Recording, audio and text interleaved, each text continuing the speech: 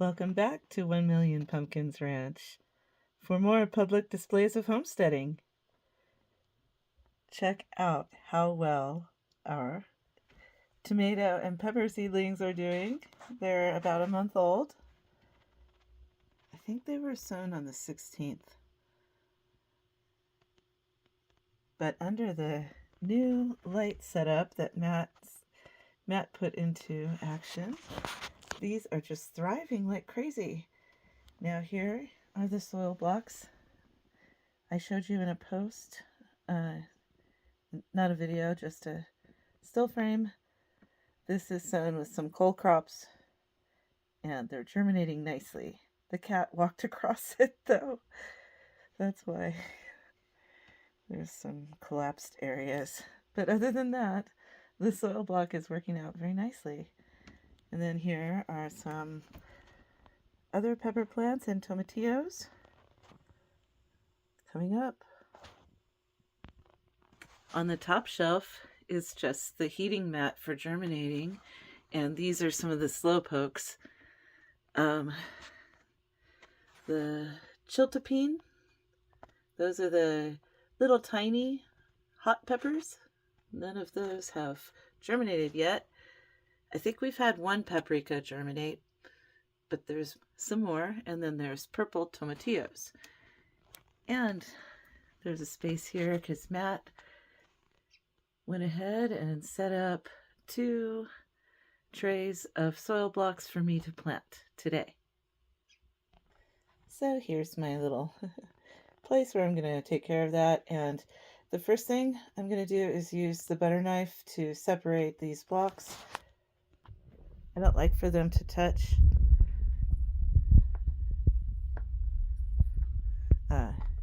You don't want their roots to grow into each other. So I'm just going to go down the line and use 2 hands to separate those carefully. Right on. Okay, so those are separated, but in the future I'm going to make sure to moisten them a little bit more first because this one here collapsed. It crumbled. That's the way the cookie crumbles. Don't they look like brownies? And so this is the way we like to water our seed starts is... Okay, so I'm going to moisten all of these. Okay, I think these are pretty well hydrated now. I put a little water at the bottom as well, and so each row will have a different herb. Oh lordy, look how tiny the spearmint seeds are. No wonder there's 400 in there. I just need 4. So I'm putting a few on a fingertip and then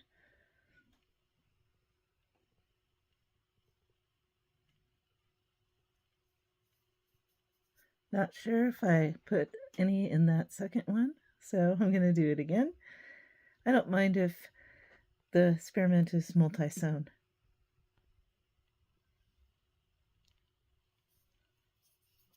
Okay, that's spearmint planted. Just kind of push it down a little to cover.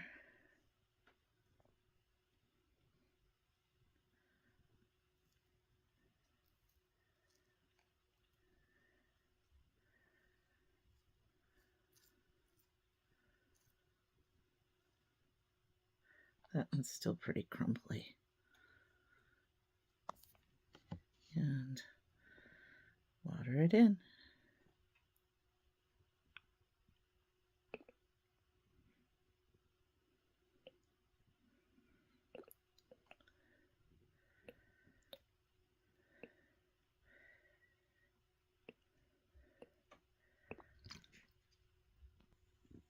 Up next is basil.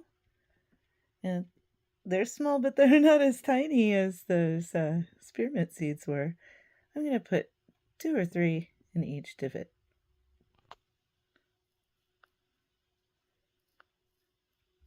Yeah, the seed blocks need to be kept pretty moist, I think. I saw that on somebody's video, and I believe them. And up for row 3 is Thai basil instead of the sweet basil. And those, I would say, midway in size. Sorry, that was an extreme close-up. And once again, I'll put 2 or 3 per divot. And the next herb is Italian oregano. And as you can see, these are once again micro seeds. Can you see? There you go. So that's row 4, 3 in there. They say to surface sow, so I'm not going to cover them. I'm just going to jib.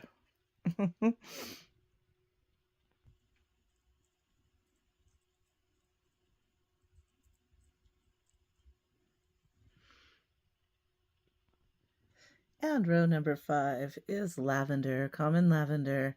There are multiple lavender farms out in this area, 2 that I know of. So I'm hoping that the lavender will grow well here.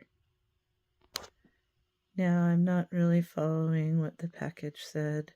It said to stratify these, so I'll probably go ahead and stratify some in the fridge, and if these don't take, I will have some stratified ones ready to plant again.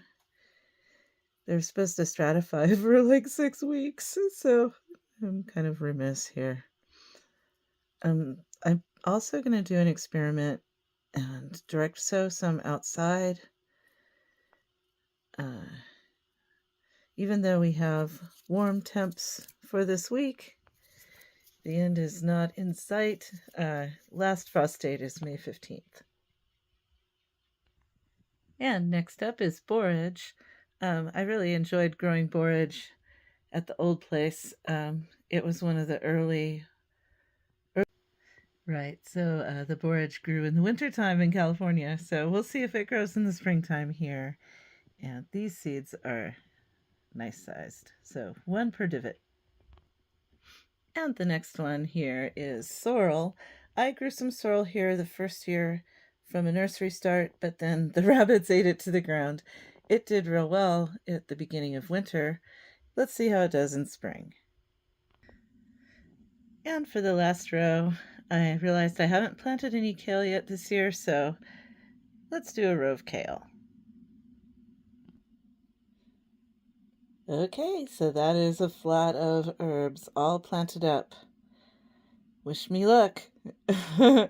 Now, the ancient Romans did say that in order to get basil to germinate, you're supposed to scream curses at it.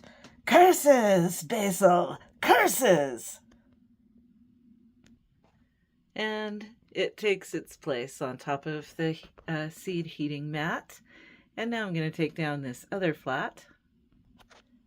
And for this one, I think I'm going to plant most of it with artichoke from the artichokes that we grew last year. And if you've ever bought a packet of artichoke seeds, you only get 10 or 12 seeds. So just look what that head of artichoke produced for us.